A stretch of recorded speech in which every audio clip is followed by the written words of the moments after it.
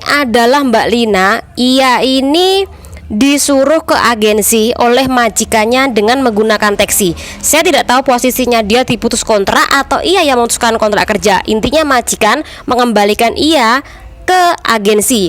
Kemudian dari agensi ia dikirim ke rumah sakit Caiwan. Saya tidak tahu apakah agensi itu memberikan keterangan kepada rumah sakit tentang kondisi Mbak Lina.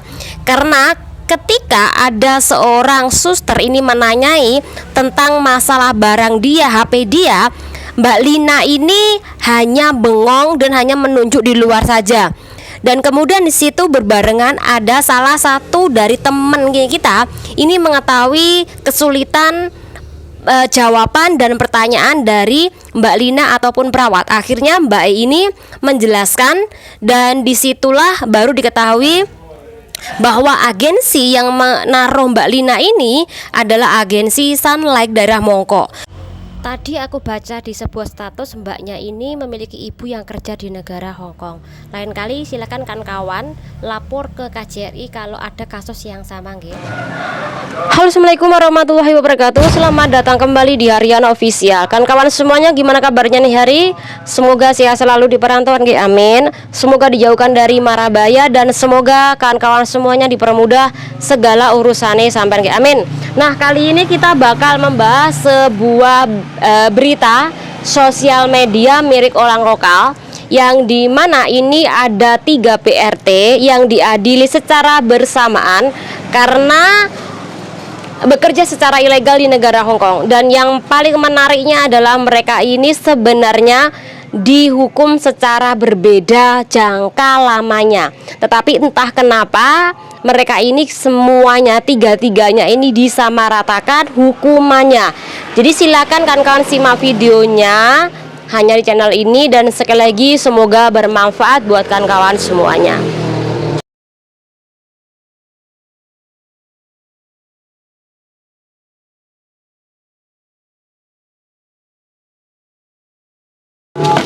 Oke kawan-kawan, sebelum menangkap orang yang kerja secara ilegal di negara Hong Kong, ini tentu pihak dari imigrasi bagian penyelidikan ini diselidiki dulu apakah benar laporan dari orang lain ini benar apa enggaknya, atau dia ini hanya merekayasa.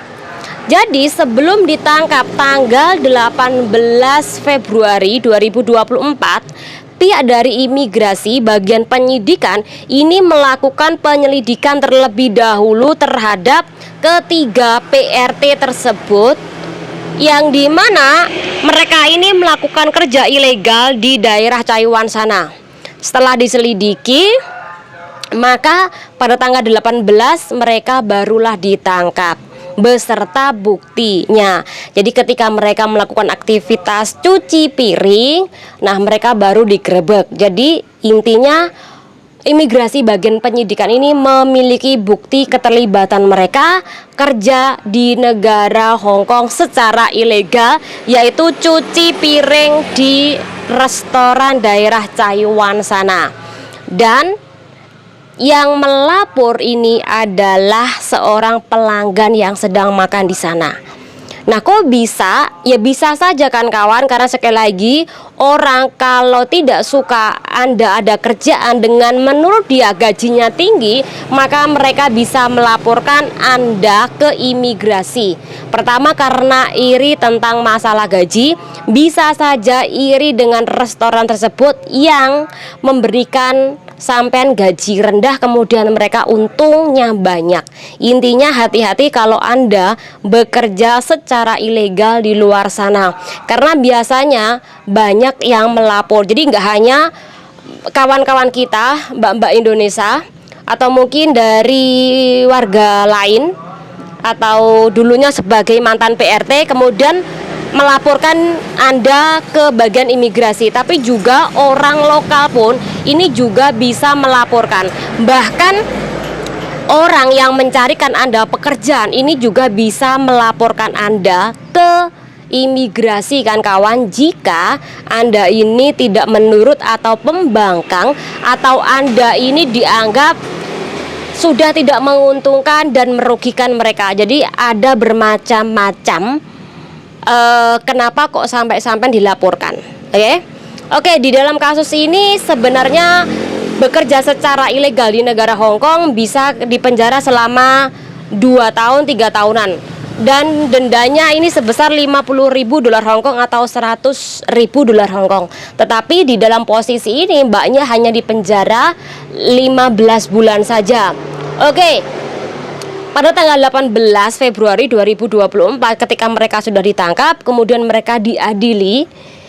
Mbak yang OS 2 orang bernama 37 tahun dan R 41 tahun ini sebenarnya dipenjara 15 bulan. Kemudian yang satunya lagi ini adalah yang peperan di negara Hong Kong, ini dipenjara selama 12 bulan.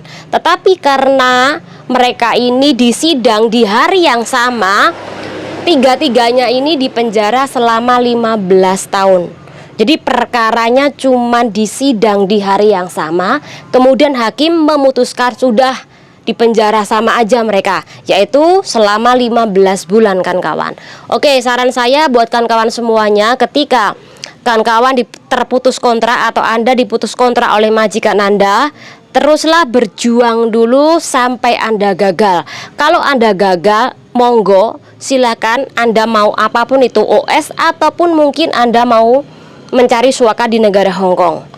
Tapi sekali lagi usahakan untuk berhati-hati dan jangan sampai Anda melakukan kejahatan yang berat. Contoh kejahatan yang berat itu adalah Anda mencuri, kemudian yang kedua Anda ikut jaringan pencucian uang, kemudian yang ketiga adalah Anda melakukan jualan serbuk-serbuk seperti ini jangan sampai Anda lakukan karena hukumannya lebih berat lagi. Apalagi Anda mengedarkan serbuk-serbuk ini secara banyak, takutnya Anda sampai puluhan tahun. Jadi intinya mungkin kalau kerja secara ilegal cuman cuci piring atau mungkin Anda bersih-bersih itu masih mending, cuman dipenjara beberapa bulan. Tapi kalau sudah pelanggaran berat itu bisa puluhan tahun kan kawan. Jadi sekali lagi, kalau Anda sudah berjuang dan sampai di titik nol Anda tidak bisa, silakan Anda lakukan sesuka Anda. Tapi sekali lagi jaga diri. Jika Anda ngerasa bahwa perjuangan Anda sudah mentok di negara Hong Kong, usahakan untuk pulang dulu atau mungkin Anda kembali lagi dengan majikan yang baru. Kalaupun Anda ngerasa di Hong Kong gagal, silakan carilah pekerjaan atau majikan dari negara lain. Mungkin Anda ke Taiwan atau mungkin ke Singapura, siapa tahu rezeki Anda di sana bukan di negara Hong Kong. Jadi intinya teruslah berproses menjadi lebih baik lagi, karena biasanya kalau orang yang berproses jatuh bangun itu biasanya dia bakal sukses ke depannya. Semoga bermanfaat buat kawan-kawan semuanya. Tentu diri. Wassalamualaikum warahmatullahi wabarakatuh. Bye.